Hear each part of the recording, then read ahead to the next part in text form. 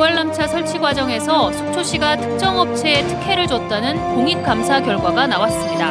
감사원은 담당 공무원들에게 정직 등의 징계를 요구했습니다. 동해시가 천곡동 일부 상업지역에 건축물 최고 높이를 지정해 시행에 들어갔습니다. 땅 주인들은 재산권 침해라며 반발하고 있습니다. 김진태 강원도지사 당선인이 일회성 행사 등 예산 낭비를 막겠다고 하면서 정작 혈세 낭비 지적을 받는 도지사 관사는 그대로 쓰겠다고 밝혔습니다. 강릉시장직 인수위원회가 강릉에 설치될 제2도청사의 도지사급 직급 승격을 도지사직 인수위에 건의하기로 했습니다. 안녕하십니까. 뉴스데스크 강원입니다. 동해안 지역에 비가 내리기 시작한 가운데 내일 아침까지 영동 지역에 10에서 50mm, 영서에는 최고 100mm 이상의 비가 오겠습니다. 이번 비는 동해안에선 내일 새벽에, 내륙과 산지에선 내일 아침에 대부분 그칠 것으로 보입니다. 동해 중부 먼바다에선 파도가 높게 일어 항해하는 선박들의 주의가 요구됩니다. 지난 2020년 속초해수욕장 입구에 있는 대관람차 설치 사업이 추진되는 과정에서 속초시가 평가 방법을 임의로 바꾸는 등 특정 업체를 선정하기 위해 편법을 썼다며 속초시민 1,633명이 공익감사를 청구했습니다. 이에 대해 감사원이 속초시의 행정처리 과정에서 2건의 위법 사항을 적발하고 담당 공무원에 대한 징계를 요구했습니다. 김인성 기자입니다. 속초시는 지난 2020년 속초해수욕장 입구에 대관람차를 설치하는 민간 투자 사업을 추진했습니다. 그런데 이 과정에서 속초시가 평가 방법을 임의로 바꿔 탈락했어야 할 업체가 우선 협상 대상자로 선정됐다며 강정호 현 강원도 의원 당선인 등 1,633명이 감사원에 공익감사를 청구했습니다. 감사원은 이 공익감사 청구건에 대해 2020년 1월 31일 해당 민간투자사업 제안 공모를 공고하면서 평가 항목의 점수를 어떻게 산정해야 하는지 속초시가 기재하지 않았고 업체들로부터 제안서를 제출받은 뒤엔 이미 마련된 평가 방법을 바꾸면 안 됨에도 불구하고 속초시는 제안서 제출 이후 특정 업체에 유리하도록 평가 방법을 임의로 바꿨다고 지적했습니다. 감사원은 또 속초시가 처음 공모 지침서에서 정한 방식과 다른 방식으로 평가 점수를 산정했다고 밝혔습니다.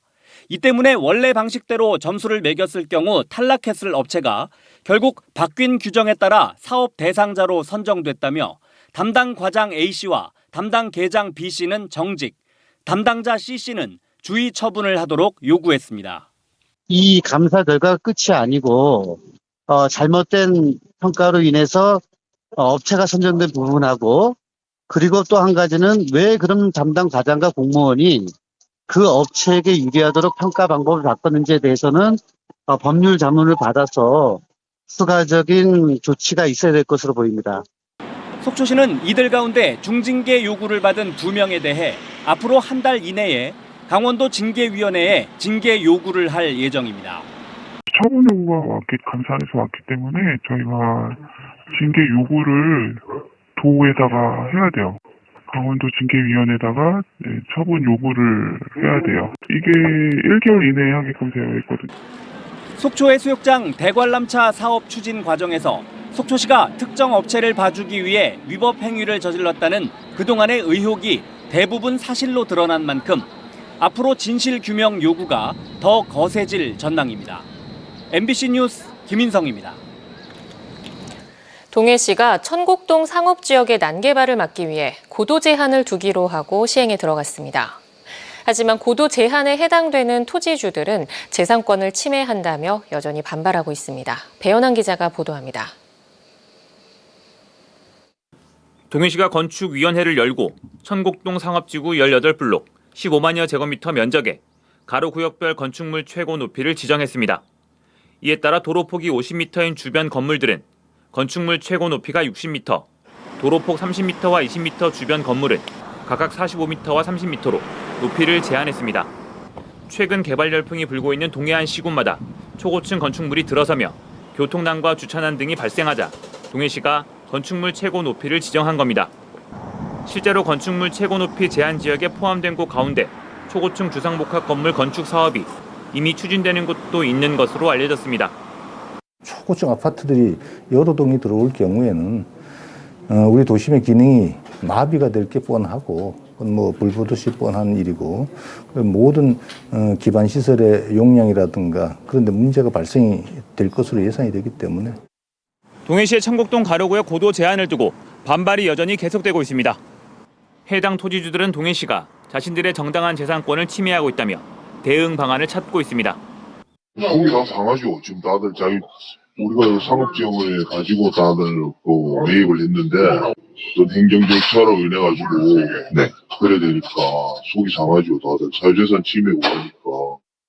일부 토지주들은 동해시를 상대로 소송까지 불사하겠다는 입장인 것으로 알려져 고도 제한 조치를 둘러싼 반발이 쉽게 가라앉지 않을 전망입니다. MBC 뉴스 배현환입니다. 김진태 강원도지사 당선인이 예산 낭비 요인이 많은 보조금 사업과 일회성 행사를 과감히 정리해 예산을 아끼겠다고 밝혔습니다. 그런데 전국 17개 시도지사 당선인 가운데 13명이 예산 낭비라며 쓰지 않겠다는 관사를 김 당선인은 그대로 쓰겠다고 말했습니다. 강화길 기자가 보도합니다. 김진태 도지사 당선인이 현 도종 사업에 칼을 빼들었습니다. 최문순 지사가 공을 들인 평창 평화포럼을 콕 집었습니다. 최 지사가 퇴임 후에도 계속 잘 진행됐으면 좋겠다고 한 사업입니다. 하지만 김 당선인의 생각은 달랐습니다. 3일 행사에 12억 원을 쓰는 일은 없다고 못 박았습니다. 앞으로는 이러한 목적이 불분명한 행사에 이런 거액의 보조금을 지급하는 일은 없을 겁니다. 올해 강원도는 170개 단체에 971억 원을 지원했습니다. 당선인은 목적이 불분명한 보조금을 없애겠다는 겁니다. 대신 강원도 이통장 연합회의 한마음 대회 같은 곳에 더 지원하겠다고 합니다. 또 일회성 선심성 행사도 과감히 없애겠다고 했습니다. 춘천 호수나라 물빛 축제를 꼬집었습니다. 레고랜드 개장 기념으로 9억 원을 썼습니다. 취임하면 불꽃놀이를 안 하겠다고 말했습니다. 그런 예산 더 아껴서 정말 필요한 곳에 쓰겠다고 했습니다. 불꽃만 터지는 게 아니라 우리 이 서민들 가슴이 타들어갈 것 같습니다. 이런 취지에서 7월 1일 취임식도 하지 않습니다. 강원 도민날 행사에 흡수하기로 했습니다. 예산을 절감하겠다는 의지의 표현입니다. 여기는 강원도지사 관사입니다. 그동안 혈세 낭비 논란이 꾸준히 제기됐던 이 도지사 관사에 대해서 김진태 당선인은 전혀 상반된 입장을 내놓았습니다. 윤석열 정부는 관치 행정시대 유물인 관사 폐지를 국정과제로 추진하고 있습니다. 지난 4월 행정안전부도 관사 폐지 권고안을 보냈습니다. 전국 17개 시도지사 당선인 가운데 무려 13명이 관사를 안 쓰겠다고 했습니다. 하지만 김 당선인은 대구 홍준표, 경북 이철우, 전북 김관영 지사와 함께 관사에 들어갑니다. 원래 생긴 그 취지에 맞게 저는 사용을 할 생각입니다. 강원도지사 관사는 전국에서 가장 큽니다. 건물만 414제곱미터 125평에 달합니다. 김 당선인은 도지사 관사가 있는 춘천에 자택이 있습니다. MBC 뉴스 강화길입니다.